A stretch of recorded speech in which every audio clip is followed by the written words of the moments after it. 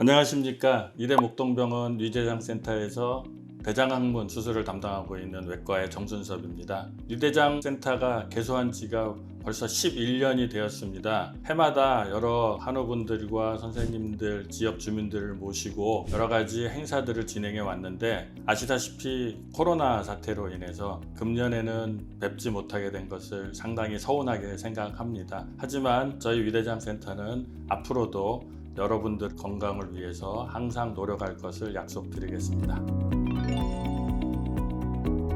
일단 방귀는 마시는 공기와 음식물이 소화되면서 생기는 가스로 이루어져 있습니다. 방귀를 많이 뀌신다고 하는 것은 드시는 음식 중에 소화가 되면서 가스를 많이 만들게 되는 음식이 있거나, 아니면 껌을 많이 씹으시거나, 그 외에는 한숨처럼 이렇게 많이 들이마시는 분들 있죠. 그런 분들이 방귀가 많이 생기게 됩니다. 방귀가 많이 생긴다는 것이 절대로 나쁜 것은 아니고요. 방구를 못 끼고 장이 막히고 이런 분들하고 비교한다면 많이 끼는 것은 오히려 자연스럽고 좋은 현상이라고 보실 수 있겠습니다.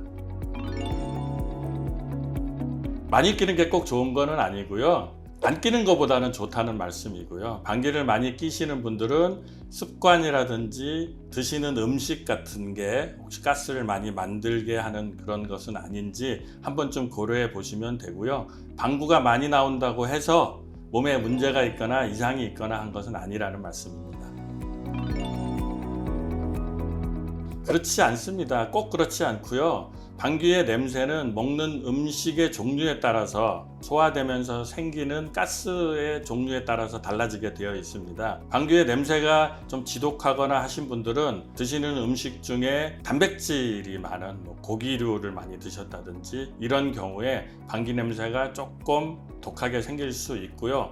아주 드물게는 장에 염증이 있거나 암이나 종양 같은 게 있는 경우에도 방귀 냄새가 조금 지독해지거나 할 수가 있습니다. 병이 된다기보다는요, 방귀는 참는다고 다 참아지는 건 아닙니다. 물론 사람들이 많은 곳에 가면은 방귀 소리나 냄새 때문에 주변 사람들한테 피해를 줄까봐 참으시는 경우가 있는데요. 방귀를 참게 되면 그 방귀 가스가 장 내에 계속 남아 있겠죠. 그렇게 되면 대장이 계속 조금 늘어난 상태로 계속 있게 되고요. 그렇게 되면 대장 운동에 조금 영향을 줄 수 있습니다. 그렇지만 방귀를 참는다고 방귀로 인해서 병이 생기거나 암이 생기거나 이런 것은 아닙니다. 일반적으로 생각해 보시면 바람이 좁은 곳을 지나갈 때는 아무래도 좀 소리가 커지고, 넓은 데 지나갈 때는 아무래도 소리가 좀 작아지죠. 마찬가지입니다. 방귀가 항문을 통해서 나오게 되는데요.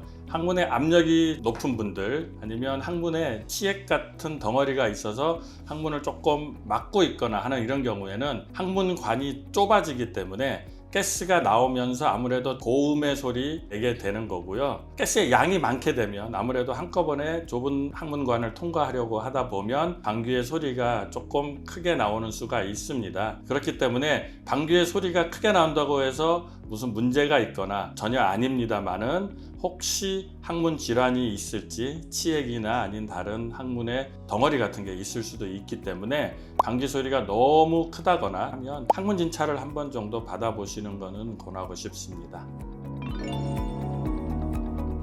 변비는 요인이 여러 가지가 있습니다. 대장 운동성에 문제가 있을 수도 있고요. 변이 직장까지 왔는데 거기서 배출하는 기전에서 좀 잘 못해서 생기는 여러 가지 원인들이 있습니다. 변비 자체가 대장암이나 직장암이나 이런 암을 직접적인 연관이 있다고 볼 수는 없고요. 하지만 변을 자주 못 보시고 오랫동안 변이 대장에 머물게 되면 변 속에 섞여 있는 발암물질의 노출 시간이 길어짐으로써 대장암이나 이런 것들이 생길 수도 있습니다. 하지만 변비 자체가 대장암과 직접 연관은 없다고 보시면 되고요. 한 가지는 대장암이 있거나 대장에 염증이라든지 협착이라든지 이런 경우에 변비가 생길 수는 있습니다. 그런 것들은 고려하시는 게 좋겠습니다.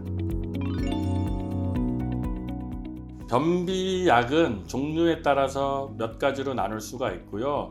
크게 나눠보면 변을 좀 부피를 좀 크게 해주고 양이 많게 해주는 팽창성 하제라는 게 있고요. 장벽에 신경을 계속 자극을 해서 잠 운동도 촉진시켜서 변을 보게 하는 이런 자극성 하제로 크게 나눌 수가 있거든요. 팽창성 하제 같은 경우는 주로 섬유질 성분으로 되어 있기 때문에 이 경우는 오래 드셔도 크게 문제가 되지 않습니다. 하지만 장벽을 자극해서 신경을 자극해서 변을 보게 하는 자극성 변비약 같은 경우 우리가 흔히 광고나 이런 데서 많이 들을 수 있는 몇몇 약제들이거든요. 이런 약제들은 센나 성분이라는 게 있어서 장에 있는 신경을 계속 자극을 해서 장 운동이나 변 배출을 도와주는 그런 약제인데 이 경우에는 너무 오래 복용을 하시게 되면 장 신경을 망가뜨리게 됩니다. 그래서 오히려 장복하게 되고 계속 먹게 되면 그 약을 먹어도 장의 신경이 다 망가져 버리기 때문에 장이 운동을 할 수가 없게 되거든요. 그래서 약을 먹어도 또 변을 못 보게 되는 게 계속 악순환이 되면 결국 나중에는 대장이 다 신경이 망가져서 대장 운동도 없고 사용할 수 없는 상태까지 이를 수 있습니다. 그래서 이런 자극성 하제 같은 경우는 꼭 필요한 경우, 며칠 여행을 갔는데 변을 못 보셨다든지 스트레스를 너무 심하게 받아서 일시적으로 며칠 변을 못 본 경우에 한두 번 아주 짧은 기간 동안 사용을 하시고 그 외에는 끊으셔야 되지, 이것을 계속 먹게 되고 그렇게 되면 먹어도 변을 못 보게 되고 나중에는 아무리 무슨 약을 쓰거나 해도 변을 못 보는 변비가 되게 되면 궁극적으로는 대장을 전체를 다 잘라내버려야 하는 그런 상황까지도 이룰 수가 있기 때문에 이러한 변비약은 좀 조심하시는 게 좋습니다. 매운 음식이나 아니면 자극적인 거, 기름기가 많은 튀긴 음식이라든지 기름덩어리가 많은 고기 같은 것들 많이 드시게 되면 많은 사람들이 그걸로 인해서 변을 묽게 보거나 설사를 하거나 자주 보거나 이런 경우들이 생길 수 있습니다. 개인마다 차이가 있고요. 본인이 어떤 음식을 드셨을 때 불편하고 설사가 생기고 이런 경우라면 그 음식은 가급적이면 좀 피하시는 게 좋고요.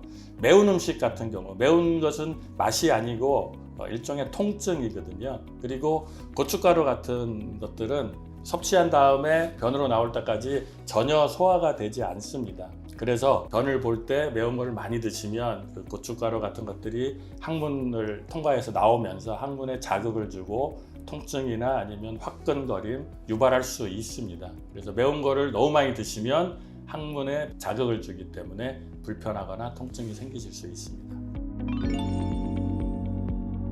가장 중요한 거는요, 규칙적인 식생활 하시는 게 좋고요. 좋지 않다고 하는 것들 있지 않습니까? 너무 지방이 많은 음식, 너무 자극적인 음식 이런 것들은 피하시는 게 좋고요. 또 날 것을 드실 때는 좀 아주 신선하거나 이런 거를 드시는 게 좋은 방향이라고 생각이 됩니다. 일단 기본적으로는 섬유질이 많이 있는 과일이나 야채 이런 것들과 수분 섭취 충분히 하시는 게 좋고요. 적당한 유산소 운동이라든지 특히 배변할 때 화장실에서 스마트폰을 본다든지 책을 본다든지 하면서 너무 오래 앉아서 과도하게 힘을 주거나 하는 그런 것들은 피하시는 게 좋습니다.